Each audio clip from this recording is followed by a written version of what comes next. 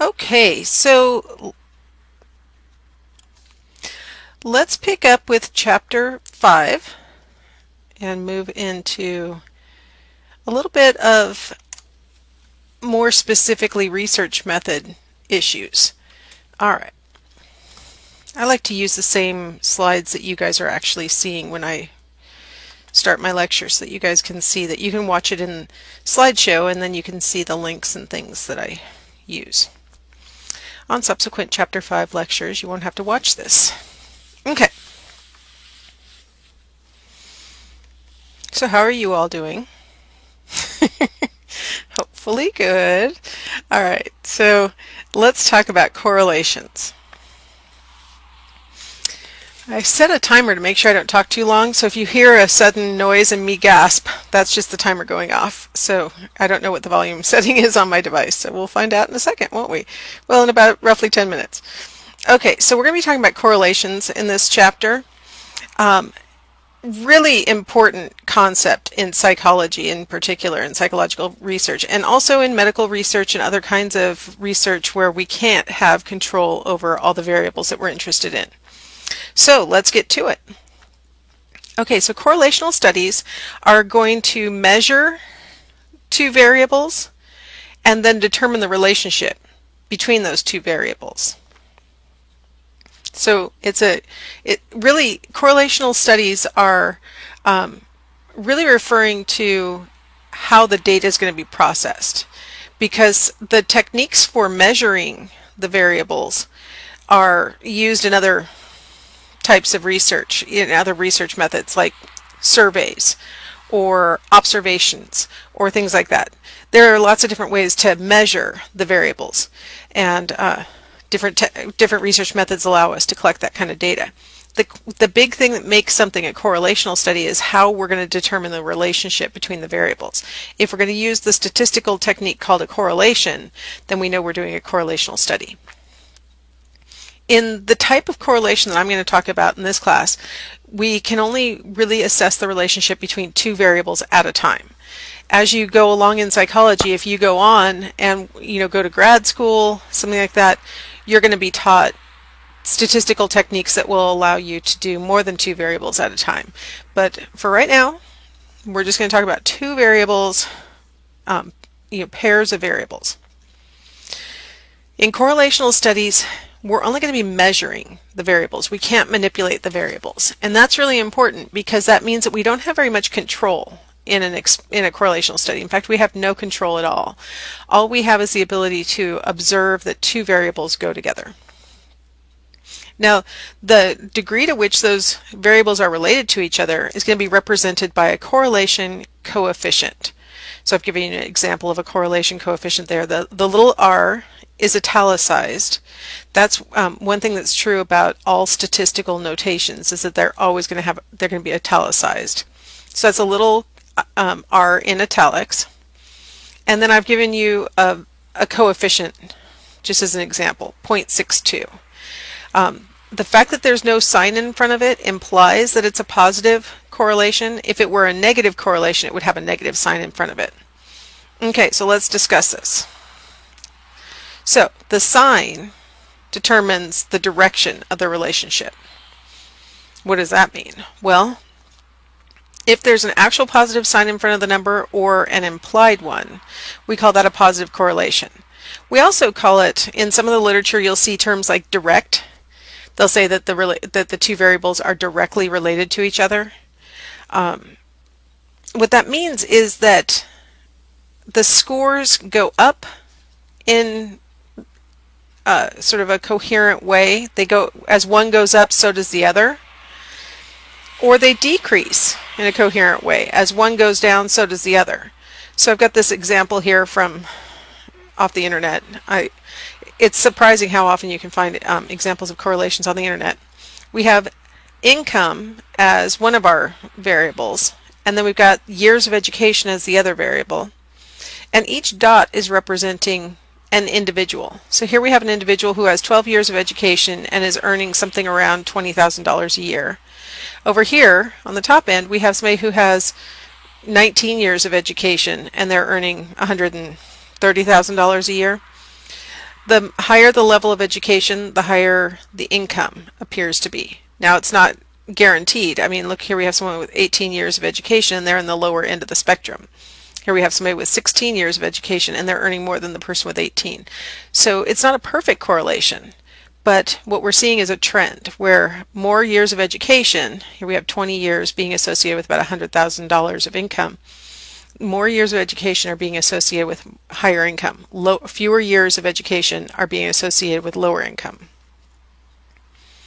Now, if they were perfectly correlated, instead of that 0.79 that you saw in this little box, R equals 0.79, we would see R equals 1.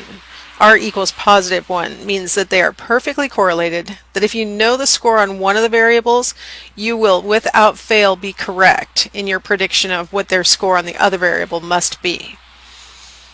That's really impossible. I don't know of anything that's perfectly correlated.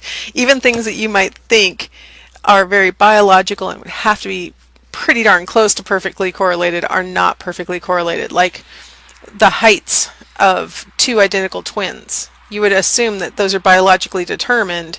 They've got the same genes. So if you know how tall one twin is, the other twin would have to be the same height.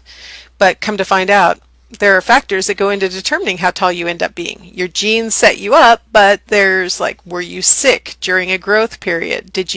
I had a set of twins in class one time, identical twins, and one was about 2 inches taller than the other one.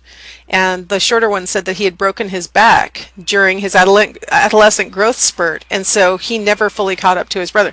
All of a sudden you start to realize, wait, even things that are what you would think are completely biological are not. There are factors that go into it.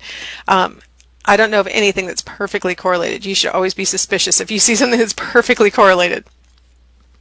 Now, when we try and explain how the variables go together, it can be a little bit confusing, so I made this table based on stuff that's in our textbook. I don't know if this helps or hinders your interpretation or understanding, so because for me, the more people talk about it, the less clear it usually becomes. But so the idea in a positive correlation is that here we have variable x increasing, so does variable y. We call that direct or positive. To be a positive correlation, your score has to be somewhere between 0 and then positive 1.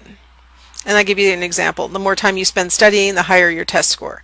Now, we all know that's not a perfect correlation, don't we? Because some people don't study at all and get great grades, and other people study to death and end up not doing well on a test. So it's a good example of a positive correlation. On average, people who study more do better on tests, but it's not a guarantee, right? It's not a perfect correlation. Now, to phrase it the other way, in a correlational study, not only does one variable increase, so does the other, but as one variable decreases, so does the other. That's still the direct. You know, they're moving in the same direction is the idea. So the less money you deposit, the less interest you're going to earn. That's my little attempt at an example of something that would be positively correlated, but on the less and less side. So I don't know if this table helps or hinders, but I'm trying to make the case that the variables move in the same direction in a positive correlation. Okay. Then there's negative correlations. These oftentimes are referred to as indirect. So positive is direct, negative would be indirect.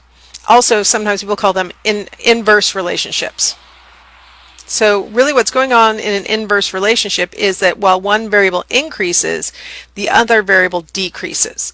So here we have another one I pulled off the internet. We've got GPA as one variable and hours of week of TV viewing as the other variable. And what you'll notice is that the more hours per week of TV viewing, here we are, somebody who's watching 20 hours a week of TV, and they've got just about a 2.0 GPA. Here we have a person who's pushing 4.0 and they're watching just over an hour of TV a day. So it's not perfect. Here we have a person who watches a lot of TV, lower grade, but here we have somebody who watches a lot of TV and higher grade, right? So it's not perfect. Here we have a person who doesn't watch that much TV but still doesn't have great grades. It's not perfect, but what we're seeing is a negative relationship. As the score on one variable goes up, the score on the other variable goes down, right? So that's represented here with the R equals negative 0.63. So you see that little negative sign embedded there. That shows you that the relationship is going to be inverse. Now if they're perfectly associated, notice this, it's still going to be a 1, but now it's a negative 1. So the sign, all the sign is telling us is the direction of the correlation, whether it's a positive relationship or a negative relationship. Okay, I made another table that might help to delineate this. So here we have variable X increases while variable Y is decreasing. So for example, the more you exercise, the less you weigh. Of course, see, that's not perfect, is it? Because what if your form of exercise is heavy weightlifting? You actually may end up weighing more, right, as you put on muscle mass. So that's why these things are unlikely that you'll ever see a positive 1. There's always that exception that's going to change or in this case, a negative 1, where there's always that exception who's going to be undermining the relationship. So it's going to make it a little less than 1. All right, here we have, again, one increases while the other decreases. The less time you spend taking the test, the more wrong answers you'll get. This is probably even more true on online multiple choice tests when you've got those little radio buttons to click. I've noticed that people who get through the tests the fastest are the ones who are most likely to send me an email and say, the computer changed my answers. It's possible that you actually clicked on the wrong thing because you tried to take the test too fast and you marked wrong answers. But is it a perfect correlation? No, because there are some people who can get through tests really quickly and get all the answers right. So the idea with these correlations is that when we're talking about the direction, it has nothing to do with the strength. All we're talking about is whether the two variables are moving in the same direction. Both are increasing, both are decreasing, or are they moving in an inverse relationship, whereas one goes up, the other one goes down.